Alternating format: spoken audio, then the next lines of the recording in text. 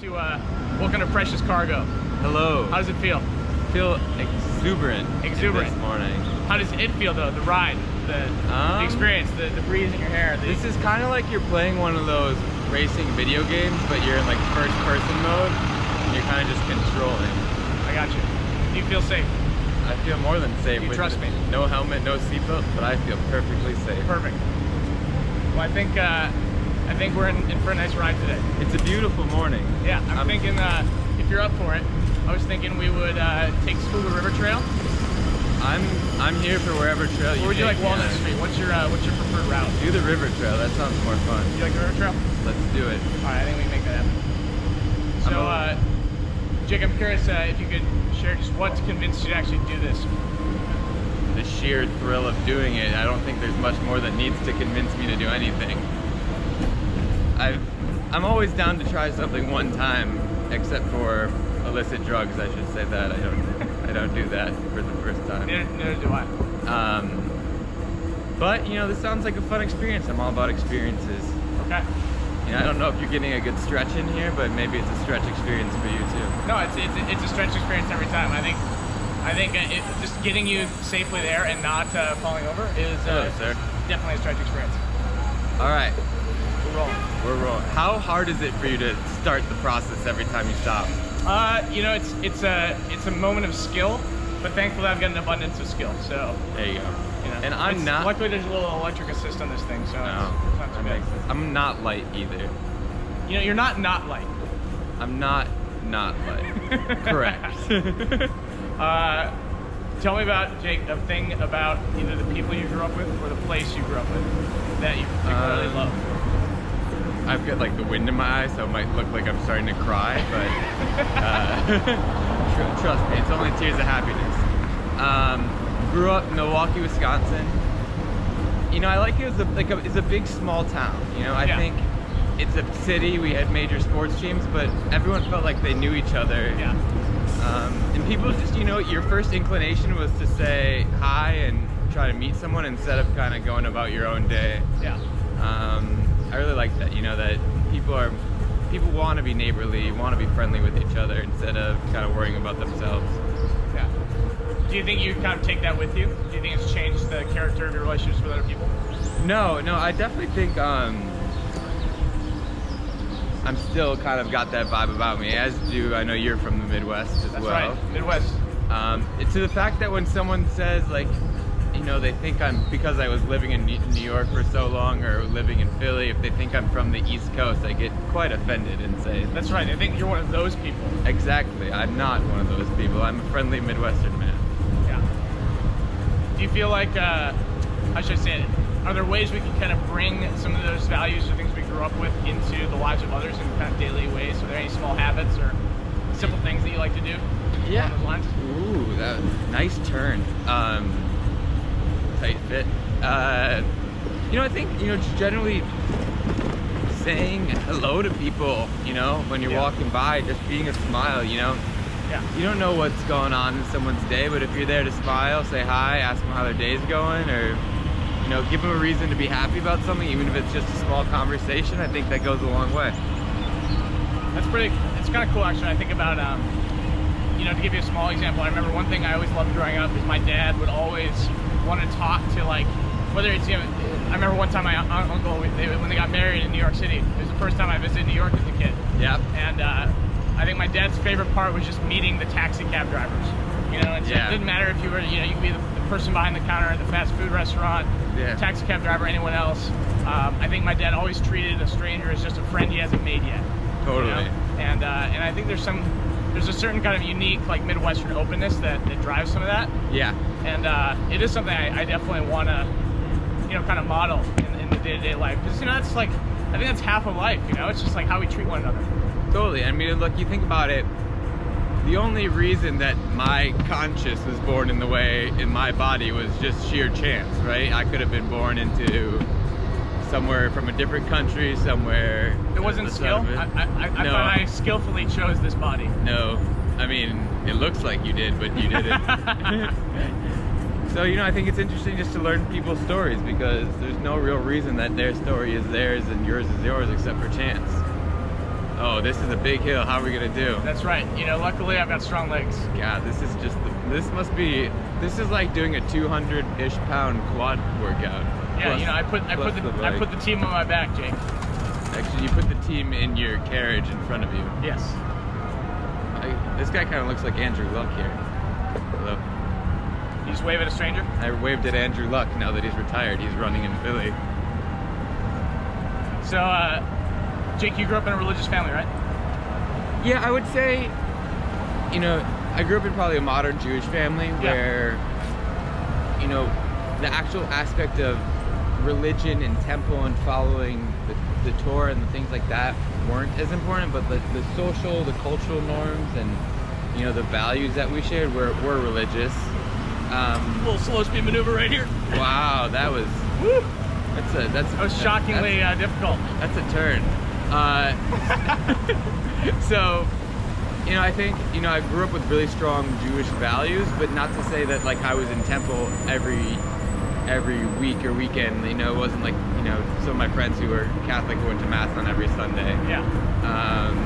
You know, I was home this past weekend for Rosh Hashanah because, you know, it's important, A, to, like, I think, celebrate the holidays, like the major holidays, but also it's important to be with family. Yeah. Hi, Gabe. As the meaning of Rosh Hashanah, or I guess could you share maybe the meaning within Judaism and then changed to you over time, or the significance or meaning of it? I mean, like you said, you mentioned Reform Judaism. Is that correct? Yeah.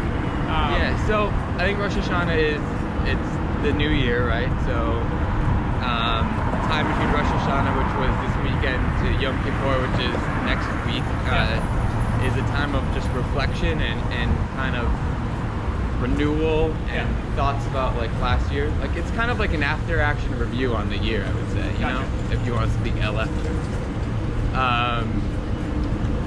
You know, before, when I was younger, it was all about apples and honey and celebrating and being dinner with family. I think the older I've gotten, the more I've experienced some sorts of loss. You know, I think about my grandma now, who I've been very close with, who's not doing as well. You know, this could be the last year with her. Yeah. You know, and thinking about how, you know, the new year can bring about change and being thankful for the year that you've had and looking forward to the year that you will have, but not sure, you know, what's to come. So just, you know, being mindful of that, I think is important.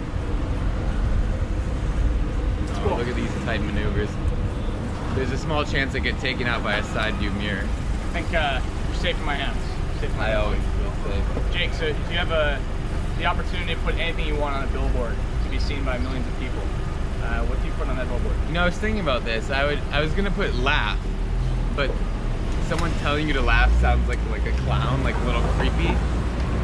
So I would change it to, did you laugh today? Question mark. I like that. Do you feel like or did you smile today? Yeah. What's your greatest source of day-to-day joy? Like small pleasures, maybe. I think it's honestly just any shows you watch or any things that you do that just regularly. Oh yeah, there's the bump. How's that suspension? Suspension's great. I honestly would do this tonight if you want to take me home. Small pleasures of joy. Well, yesterday, maybe things that are underrated or, you know, people wouldn't think about, or maybe are a little bit unique to you. I like just all different types of music. Yeah. I think I can find a music that fits my vibe every day. Yeah. Or if it's discovering something old. Was it last week?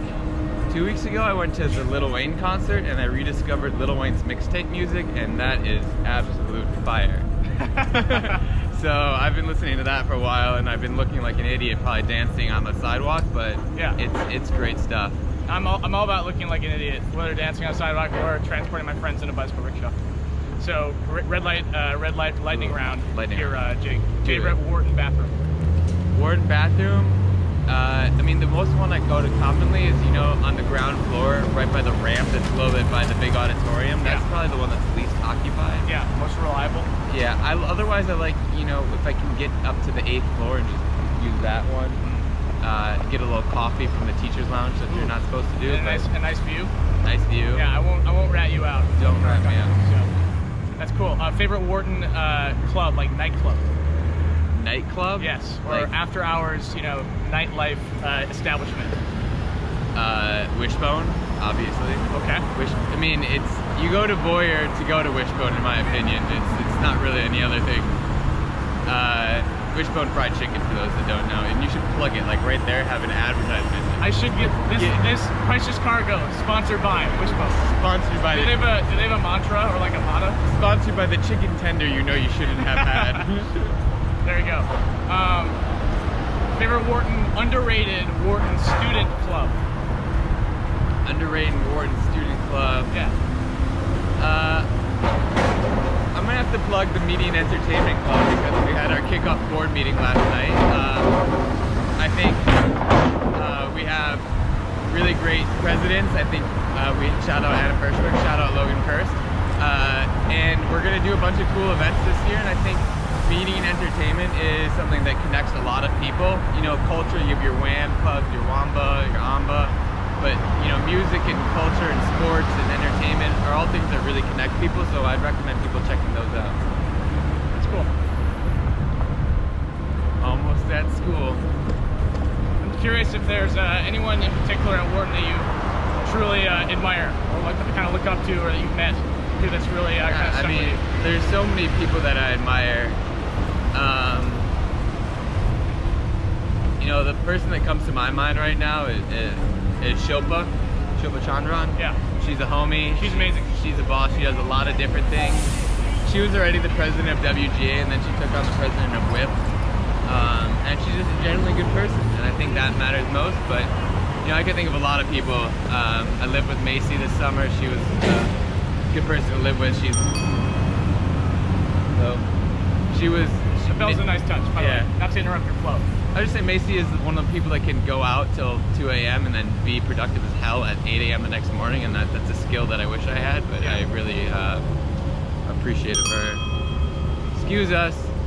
Thank you. What should we make the official like honk sound? Well, you know, cargo coming. Yeah, that's right. Precious Cargo. I'm precious. Yeah, maybe an aggressive voice. Yeah. So Jake, closing question. Yes, Is there anything you've experienced or done here at Wharton that's changed your mind about something? Or really made you think differently? I think, you know, that's a good question. I think the experience that I've had, I think the small group veterans dinner that I went to, which I know you'll appreciate, you know, the other dinners with people of different backgrounds, cultures, sexual identities, I think have just made me more of an understanding person and shown, because although, you know, we'll open this how we closed it, Milwaukee is a great town, I didn't really have a huge diversity of friends or groups of people I dealt with, and doing that here I think really made me appreciate those people and the differences that we have in each other, because as we know, it's all just kind of chance that we're born into the body we are. Right. Jake, I appreciate your time.